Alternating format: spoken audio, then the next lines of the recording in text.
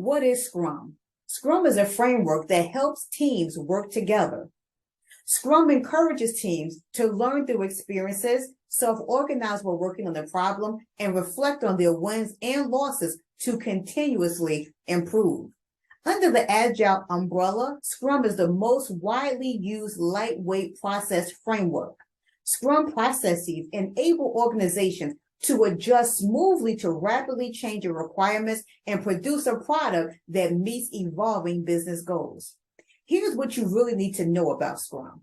Scrum has 3 roles. That's going to be your product owner, your Scrum Master, and the Scrum team.